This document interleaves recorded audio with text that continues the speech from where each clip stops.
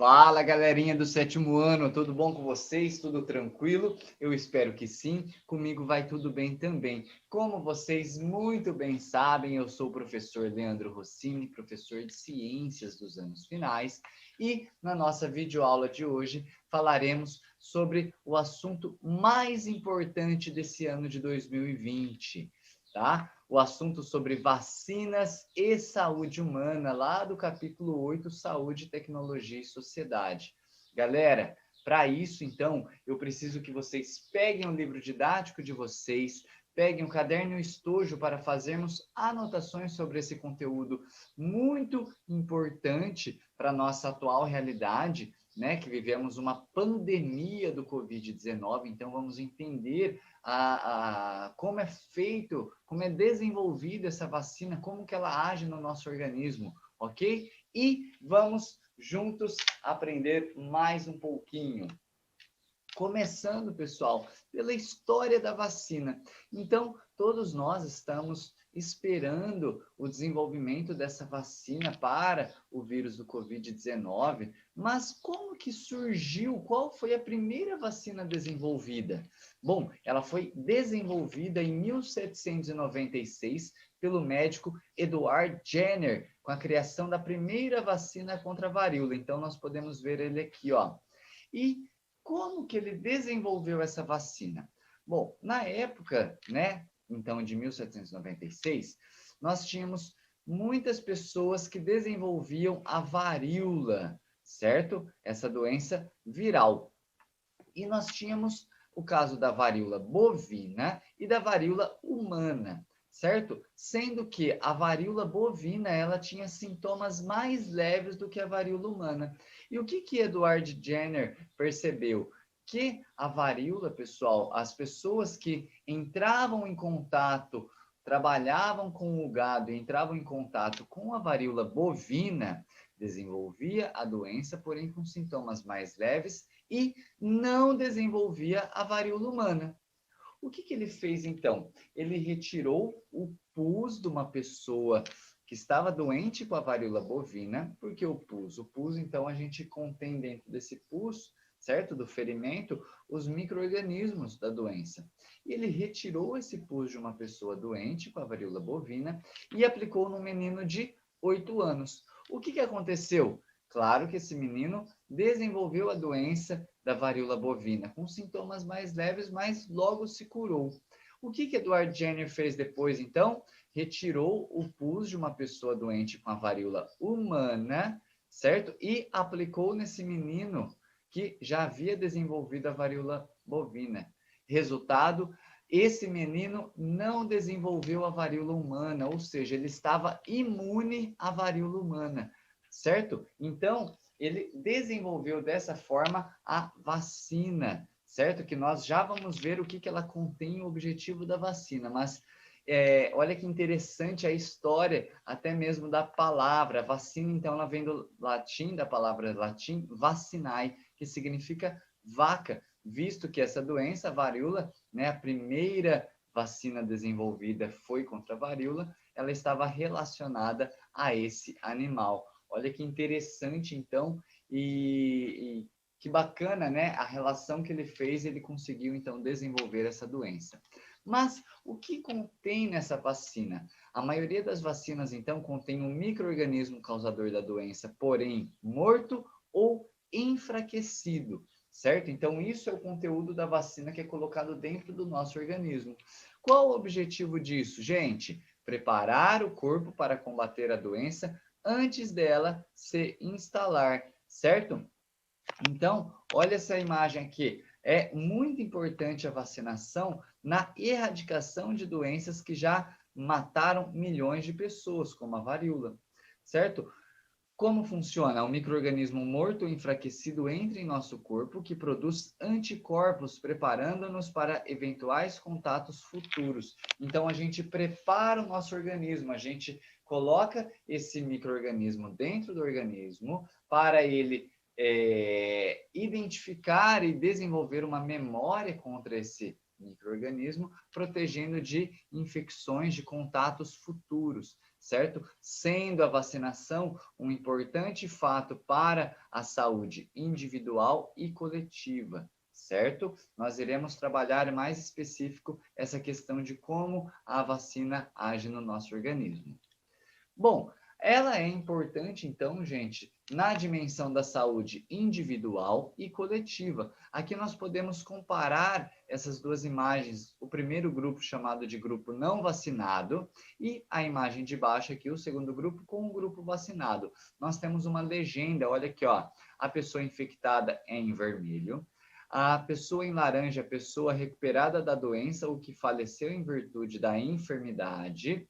A azul escuro, pessoas não vacinadas, e esse azul gelo, né, esse quase branco, pessoa vacinada. Então, podemos ver que no primeiro grupo nós não temos pessoas vacinadas, em contrapartida, no segundo grupo, temos. Aonde que nós temos, gente, pessoas recuperadas da doença ou que faleceram em virtude dessa doença? Em maior número nesse grupo não vacinado. Por quê? A pessoa infectada, ela vai infectando as outras pessoas, certo? Ó, olha aqui. E algumas delas se recuperam e outras falecem. Ao contrário que no grupo vacinado, nós temos pouquíssimas pessoas infectadas que se curaram ou que faleceram. Então, ela é importante na dimensão da saúde individual para cada um de nós nos protegermos contra as doenças e na questão da saúde coletiva, evitando assim de contaminar, de infectar outras pessoas, ok? Beleza?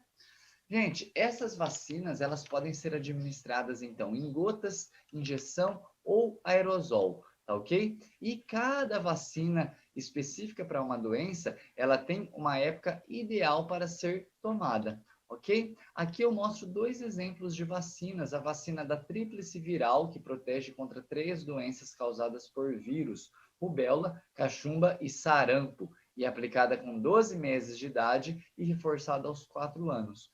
E a vacina contra a poliomielite, que protege contra paralisia infantil e é administrada em 3 doses orais, né, em gotas, antes dos 5 anos de vida. Por que eu coloquei esses dois exemplos de doenças para vocês? Gente, chama atenção aqui para o sarampo. O sarampo, ele tinha sido erradicado nas Américas, então na América do Norte, América Central e América do Sul, em 2016. O que significa ser erradicado? Não foi constatado pessoas com o sarampo em 2016. O que está acontecendo? Esse sarampo ele está voltando a aparecer. Em 2019, nós tivemos 555 casos de sarampo no mundo, certo? Por que essa doença está voltando a aparecer? Porque as pessoas não se vacinam, nós não estamos tendo uma prevenção, né? Uma vacinação das pessoas contra a cachumba, a rubéola e o sarampo em específico, visto que é uma vacina única para as 3 doenças virais. E a poliomielite? Bom, a poliomielite, gente, ela em 2019 tivemos uma adesão de 89% dessa vacina, ou seja, 89%, né, da população foi vacinada, né? As crianças antes dos 5 anos de vida receberam essa vacina da poliomielite. Em 2020, nós tivemos uma adesão de somente 67%, tá ok? Então, nós podemos ver que essa vacina da poliomielite, ela está diminuindo com o passar dos anos. As pessoas não estão acreditando no uso da vacina, na importância da vacina. E isso vai influenciar, né, no que nós vimos aqui, ó, em pessoas doentes, na qualidade de vida, certo? Na expectativa de vida da população. Então, é muito importante a vacinação, que a vacinação esteja em dia, que as pessoas se cuidem não só como uma dimensão da saúde individual, mas coletiva também.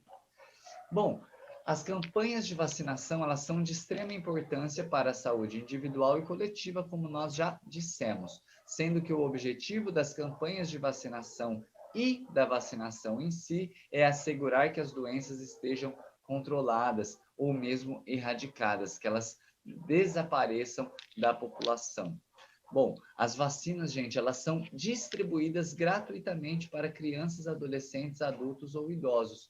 Nós temos, né, uma cartilha, um calendário dessas vacinas no site do Ministério da Saúde, que é lançado todo começo de ano. Então, se vocês entrarem no site do Ministério da Saúde, vocês poderão ver as datas, os períodos para a vacinação de diferentes doenças, sendo que, né, em postos de saúde elas são distribuídas gratuitamente. Então, perguntem, tentem descobrir se a vacinação de vocês, né, de cada um de vocês aí que está junto comigo, ela está em dia, certo? Deem uma olhadinha nesse calendário do Ministério da Saúde. É muito importante que nós estejamos com todas as vacinas em dia, tá, pessoal? Bom, além disso, nós temos as nossas defesas do corpo, certo? Porque esses micro-organismos, esses vírus, essas bactérias, elas estão no ar. E nós temos defesas no corpo que impedem que esses vírus, essas bactérias possam nos infectar. Então, olha aqui, a capacidade do corpo de resistir a doenças e infecções, combatendo seus agentes causadores, é chamado de imunidade. Eu tenho certeza que vocês ouviram falar muito esse ano sobre essa palavra imunidade. Temos que manter a nossa imunidade alta, com boa alimentação, com um horário adequado de sono, com esporte, com hidratação, tomando muito líquido. Então, é muito importante que nós tenhamos uma boa imunidade, certo? Que é a capacidade do corpo de resistir a doenças.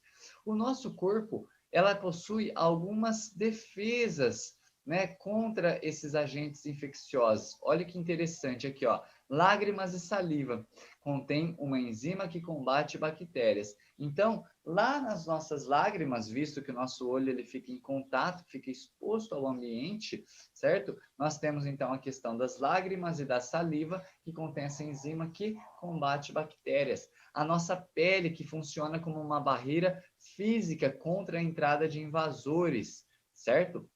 Tosse ou espirro que expelem substâncias ou micro-organismos das vias aéreas. Então, quando a gente espirra, é porque entrou alguma coisinha que irritou as nossas vias aéreas e a gente espirra como uma forma de expelir esse micro-organismo ou essa substância, certo? E temos ainda, galera, as células de defesa, os glóbulos brancos presentes na nossa corrente sanguínea, certo? Então, no meu sangue, no seu sangue, nós temos os glóbulos vermelhos, as hemácias, e os glóbulos brancos, além das plaquetas, tá? Mas os glóbulos brancos, também chamados de leucócitos, que são responsáveis pela defesa do nosso organismo, produzindo anticorpos ou englobando micro-organismos por meio da fagocitose. Nós iremos trabalhar em específico como funciona a produção de anticorpos e essa outra forma de defesa chamada de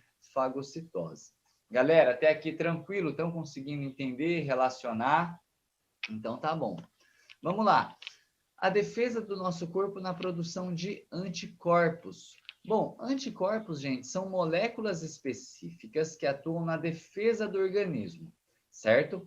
Esses anticorpos, eles são produzidos a partir do contato com agentes infecciosos. Então, por exemplo, quando nós desenvolvemos uma gripe, quando pegamos uma gripe, esse micro-organismo entra no nosso organismo, ele vai, né, nos deixar doente, porém os anticorpos serão produzidos a partir desse contato com esse vírus, com esse agente infeccioso. Então, a presença de anticorpos indica a imunidade contra a doença. Quando vamos fazer um exame de sangue, é possível detectar a presença desses anticorpos. Se você tem um anticorpo, é porque você está imune ou está desenvolvendo uma imunidade contra essa doença.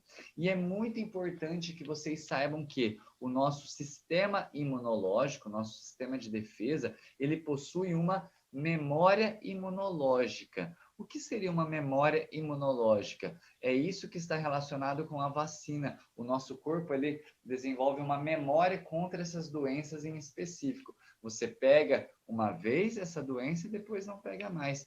Quem aqui já teve catapora? Catapora, eu tenho certeza que muitos de vocês já tiveram. E quantas vezes vocês já tiveram catapora? Uma única vez. Eu já tive catapora também. E o que acontece? Esse agente infeccioso, esse micro-organismo que causa catapora, entra no nosso organismo, a gente desenvolve a doença e desenvolve anticorpos que combatem esse agente infeccioso. Depois você nunca mais vai pegar catapora. Por quê? Porque você tem uma memória imunológica. Caso esse agente infeccioso entre novamente no seu organismo, o seu corpo já vai produzir esses anticorpos e combatê-lo. Olha que interessante, olha que bacana como que o nosso corpo funciona. Bom, então a vacinação ela está relacionada com essa memória imunológica, com essa produção de anticorpos. Então, vejam aqui, ó, na vacina, a gente tem então um micro-organismo morto ou enfraquecido que entra em nosso corpo, que produz anticorpos, preparando-nos para eventuais contatos futuros. Então, quando tivermos novamente contato com o mesmo agente infeccioso, os anticorpos são rapidamente produzidos antes que os sintomas apareçam. Essa é a função da vacina, galerinha, é desenvolver uma memória imunológica, certo? Aí quando você toma uma vacina da gripe, você colocou aquele vírus morto e enfraquecido dentro do seu organismo.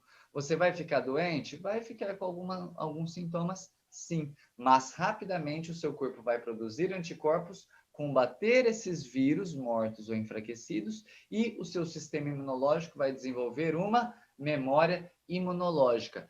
Caso você entre novamente em contato com esse vírus, você não vai ficar doente. Por quê? Porque você já tem essa memória imunológica que vai rapidamente combater esses vírus.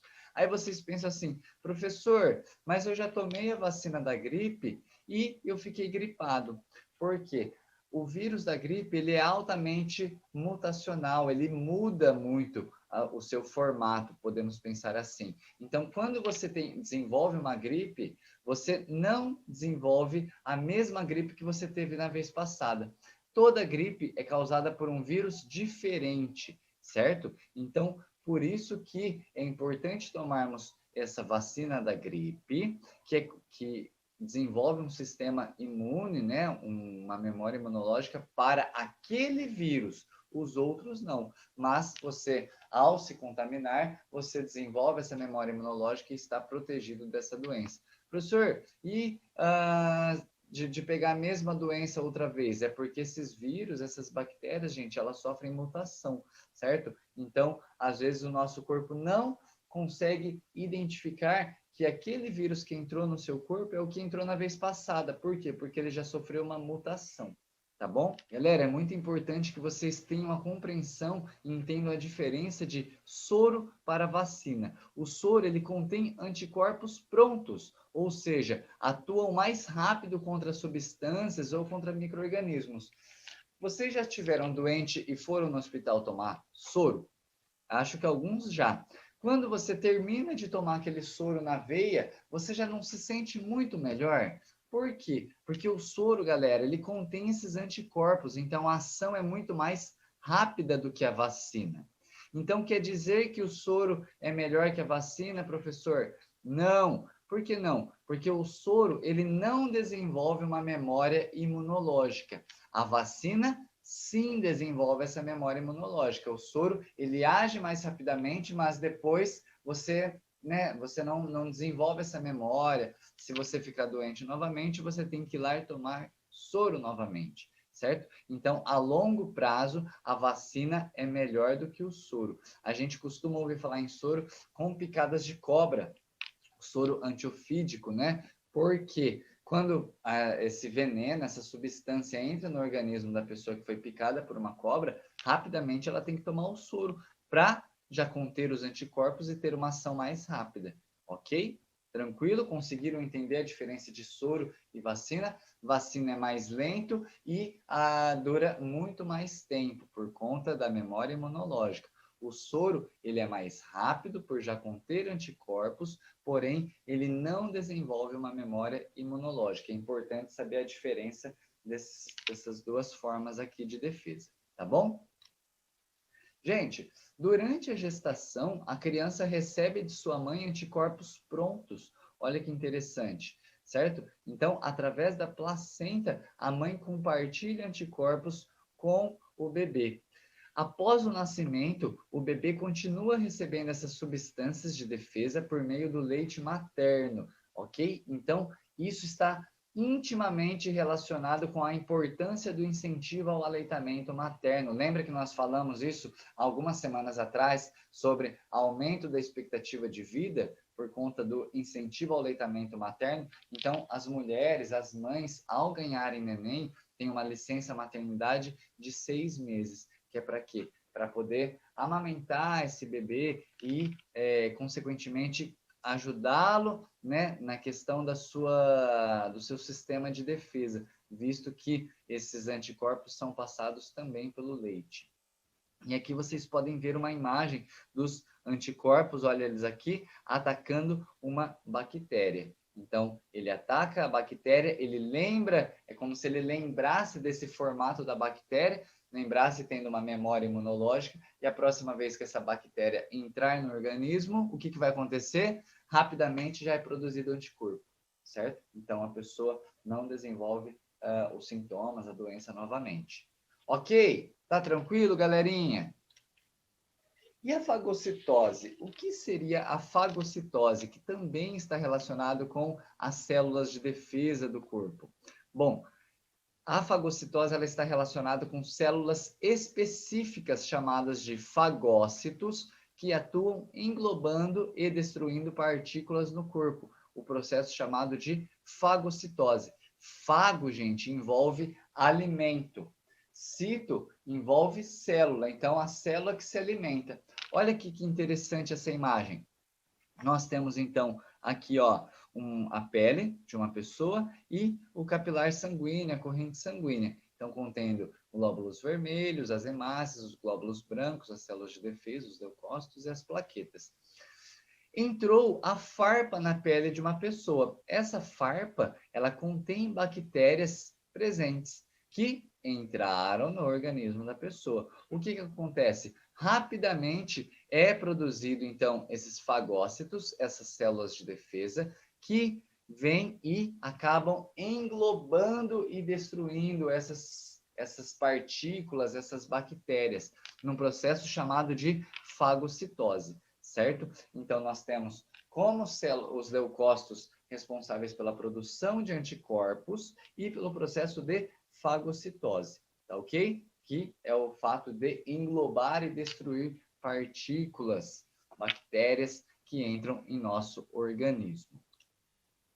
E, galera, em relação a essas doenças infecciosas que causam infecção e são altamente contagiosas, nós temos algumas classificações conforme a ocorrência e a forma de transmissão, certo? Visto que algumas doenças podem se espalhar rapidamente pela população.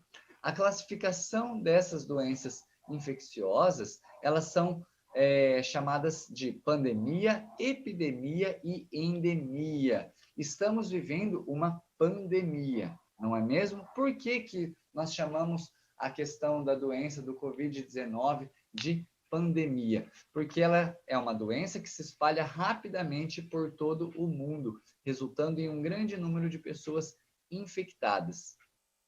Olha que interessante, atualmente, pela rápida mobilidade das pessoas de um continente para outro, as chances de pandemia de doenças graves ocorrerem é bastante alta. Por quê? Gente, nesse mundo, né, nessa era globalizada, as pessoas pegam um avião e vão para o outro lado do mundo. Então, se uma pessoa está infectada dentro do avião, certo? E vai para o outro lado do mundo, ela está levando esse agente infeccioso que pode contaminar pessoas ali, que foi o caso, né, da pandemia do Covid-19, onde todo mundo, né, o mundo inteiro, a população de todo o mundo foi infectada. Tá ok? Então, por isso existem algumas medidas de controle em aeroportos, portos e rodoviárias para tentar conter a transmissão de doenças. E alguns exemplos, como a gripe A, H1N1, a gripe aviária, nós temos agora o Covid-19, certo? E até mesmo o vírus do HIV, que causa a AIDS, ela também é considerada uma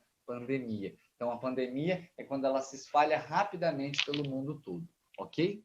E a epidemia, gente? Ela ocorre quando uma doença transmissível atinge subitamente um grande número de pessoas em um mesmo período de tempo em várias regiões.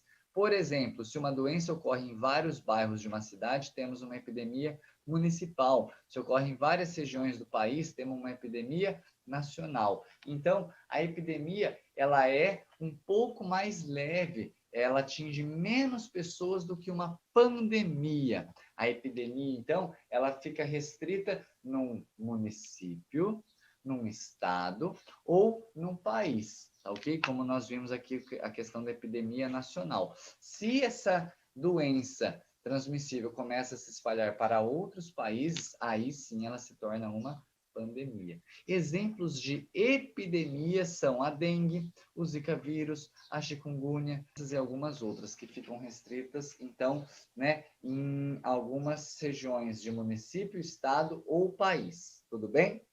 Diferente ainda, galera, da endemia, que ocorre quando uma doença acontece com frequência em uma mesma região. Olha aqui, ó, a diferença. Mantendo constantemente pessoas doentes. Normalmente está relacionada às condições ambientais, como desmatamentos e o acúmulo de água parada, que aumentam o número de insetos transmissores de doenças. Então, a endemia, nós temos uma doença restrita a uma região, geralmente relacionada com questões ambientais, como, por exemplo, a esquistossomose, certo? Que ela está relacionada, então, com regiões onde não há saneamento básico, a questão da malária, né, em regiões, então, de desmatamento, visto que ela é transmitida por um inseto, e a doença de Chagas, também transmitida pelo barbeiro. Então, são regiões relacionadas com a questão das condições ambientais, onde frequentemente há essa doença.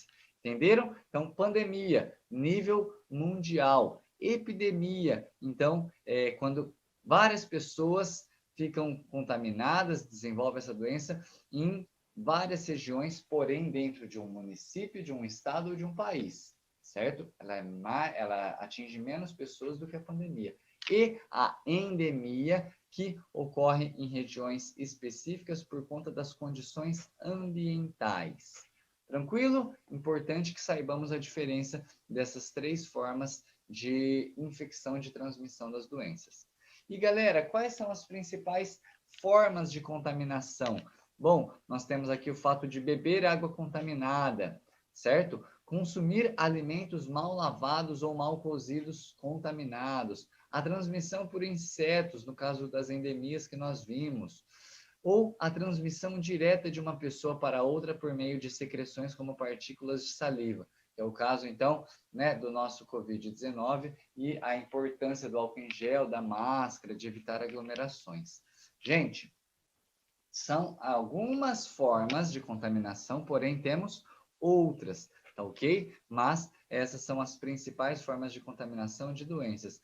Por isso, a importância na conscientização das pessoas em relação às doenças, assim como ações através de órgãos públicos. Então, por exemplo, o que nós vimos nas semanas anteriores, a questão do saneamento básico, da coleta e tratamento de esgoto, certo? A questão das pessoas se vacinarem, a importância das campanhas de vacinação, a importância das pessoas se conscientizarem e saberem que é importante, sim, o uso da vacina, a questão dos hábitos saudáveis, então, lavar bem os alimentos, beber somente água potável, tranquilo? Evitar água parada, certo? Para diminuir, então, a presença desses insetos. São ações que ajudam na dimensão individual e coletiva da saúde.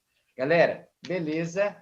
Então, muito obrigado pela presença de cada um de vocês. Eu espero que tenham entendido, compreendido, gostado desse assunto, que tenha ajudado um pouco mais vocês a entenderem essa atual situação em que vivemos. Um forte abraço para cada um e até semana que vem. Tchau, tchau!